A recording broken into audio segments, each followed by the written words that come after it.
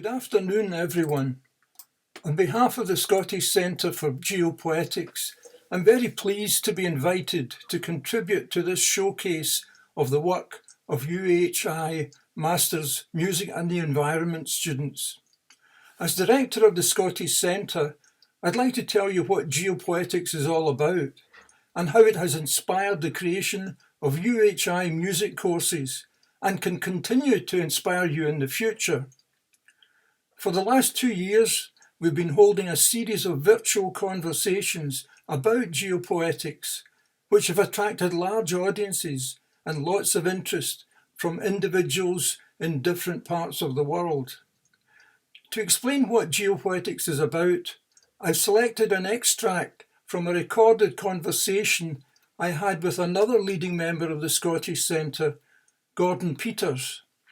He was in London and I was here on the Isle of Ling in Argyll, where I live. The extract about geopoetics now follows. So these are just, if you like, elements of geopoetics which, taken together, represent what geopoetics is all about. So fundamentally, it places the Earth, the planet Earth, at the centre of our experience. It does care about the Earth and all, and it tries to conserve all its life forms. So there can be an active political element to geopoetics if members wish that to happen. But most of all, it's about developing a heightened awareness of the Earth, of which humans are part. And as well as a world outlook, it's also, very importantly, a way of perceiving and living in the world. A way of perceiving and living in the world. And that involves using all our senses and our knowledge and developing our knowledge to become attuned to the world. That involves study, but it also involves deconditioning the body-mind. For example, different techniques for that: simple walking, meditation, yoga. All of these are techniques which geopoetics employs to become more open to the world. Geopoetics seeks to overcome the separation of mind and body and of human beings from the more than human world. It tries to learn from others who have attempted to leave the motorway of Western civilization, as Kenneth White calls it. Another name he gives to those folk are intellectual nomads, as Gordon has mentioned. So geopoetics is a transdisciplinary movement, an approach to the world which is being used and tried out and developed in different countries all over the world, in research and in creative work. And I've listed some of the places where there are either small groups or, in some cases like Quebec, a very large group of folk who are practicing geopoetics. And at the end of all that, it opens the possibility of a radical cultural renewal for all of us as individuals and for society as a whole. And here we have, if you like, in a phrase, geopoetics is about creatively expressing the earth.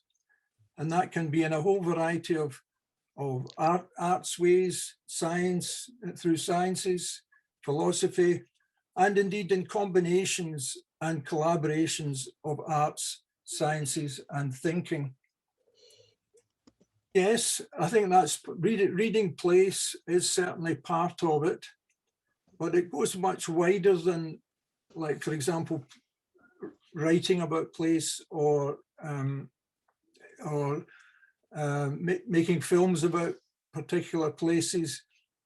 It includes that, the same as it includes ecology, and it includes a number of other practices. I think it's one of the things that people are finding why they're becoming more interested these days in geopoetics, that, for example, nature writing is becoming very much more popular than it used to be.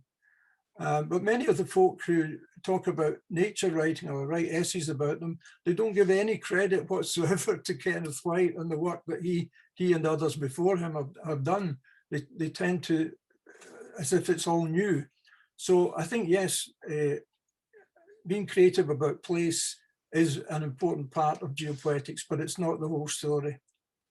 And I'd just like to kind of add to that on that kind of newness of it, that I think it seems as though there's something emerging within many creatives, many people, even within the sciences, that they are actually doing what would be considered geopoetics without actually any awareness of this, or any awareness of Kenneth White or his, although what they're doing actually would fit into this.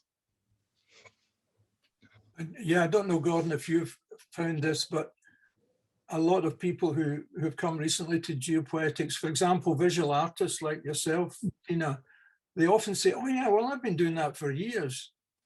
You know, I've been responding to the earth, I've been responding to the natural world in my own creative way for many, many years. Yeah, I didn't know it was geopoetics. No, I think that's right, Nori. I mean, my medium is poetry, if you like, and when I used to have to write boring reports traveling in other countries, what was missing and what was not expressed, I used poetry, which I'd done since being young, as a way of expressing, but I hadn't actually brought them together until geopoetics, yeah, which Kenneth White sort of helped open my eyes to a way of doing that. So yeah, and for other people, it's visual arts or working with the hands, or music, of course. You mentioned music. The slide I'm showing just now is the score for a piece of music written by Liz Lane for solo cornet and brass band, which has been played by some of the leading brass bands in the UK currently. And that was a piece of music inspired by a very short poem, the title poem of my poetry collection, Slate, Sea and Sky. So this just happened because, you know, she came across the book and she saw the poem and she thought, wow, that would make a good piece of music. So that's an example, I think, of collaborations or you know, different forms of art going together, music, theatre, poetry. All of these can come together with creative collaborations. And of course, it might be saying, Norman, that, I mean, some of these gettings together for several days at a time, such as we've had in Easdale and in Ling and in Ayla on one occasion, for instance, where the walking and the talking and the creating did all come together with a group of people of relatively like minds and different interests in the one place, sometimes for several days, and down at Whiston in the Scottish borders, and in fact at Coniston in the Lake District. So I think there's been quite an active organic development of that by the centre itself, you know? Yes, I think that's a very strong point, Gordon. I've just jumped ahead in these slides. This was Mary McFadgen designed for a 3-day conference that we held in this part of the world at Seal Island Hall, with visits to Ling and to Kilmartin and to Easdale. And this was 2017. And I don't know if Laura can see herself, but there's Laura in the picture with Alistair McIntosh and Mark Sheridan and Jim McCarthy and lots of folks, some of them new to Geopoetics, others members for some time. We had UHI involved and the Intercultural Research Centre at Heriot-Watt University were also involved. And here's one of the workshops that Helen Bowden, she led that workshop with looking over the Firth of Lawn, and there's Scarborough in the distance, and that's looking over to Ling. Here's another workshop on creative ethnology, led by Mari and by Ulrich Kochel. Here's Alistair McIntosh and I talking to the assembled crowd. And here's another picture of workshop groups in the course of that event. And yeah, Then the Stravig sort of as a way of, in a print way, and obviously digital way of bringing some of that knowledge together for people, because I think that's one of the roles of Straveg now, isn't it? Absolutely. We try to encourage creative work at these workshops and at the conferences and after the conferences. And we've produced some of the work that's gone into Straveg has come from those workshops or essays or talks that were given, in fact, at the conference. I hope that gave you some idea of what geopoetics as the creative expression of the earth is about. You can watch the whole video and 9 other recorded conversations on YouTube, and you'll see a link to them at the end of this. It was the musician, composer, writer and consultant Mark Sheridan who devised the Applied Music course and the Masters Music and the Environment course for UHI. In doing so, he was influenced by the concept of geopoetics and by the Scottish poet and thinker Kenneth White, who lives in Brittany in France. In the mid-1990s, when Mark was organising the education programme for Celtic Connections, he invited Kenneth White to give a lecture in the Glasgow Royal Concert Hall, which I attended. We met then, and Mark and I later collaborated in creating performances of the Atlantic Island Suite, in which I read some of my poems and Mark composed and performed music inspired by them. Its first performance was here on Ling in 2007, with Aidan O'Rourke and Laurie Watson on fiddle and Margaret Bennett singing. Mark, Mary McInnes and I subsequently toured a show called Songs of the Sea, which included the suite to Mull, Oban and Findhorn. Mark joined the Scottish Centre for Geopoetics and became one of its council members.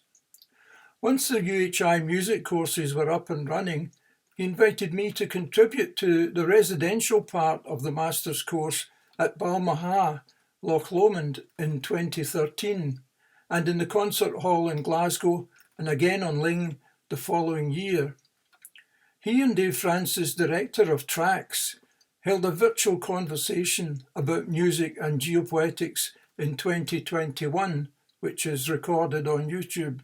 And Simon Bradley was part of a virtual conversation on education and geopoetics in November. That recording is also available to watch on YouTube. I hope you will find that geopoetics can inspire you creatively in the years to come, and that you will consider joining us yourselves. Our next events are a Geopoetics Day at the Scottish Poetry Library in Edinburgh on Saturday 18th February and a Creative Workshops Conference on Seal in Argyll on 1st and 2nd July. We're also looking for poems, essays, prose and artwork on islands and place wisdom and geopoetics generally for our online journal Straveg by the end of February. Thanks again for viewing this. I hope you enjoyed it. Thanks very much.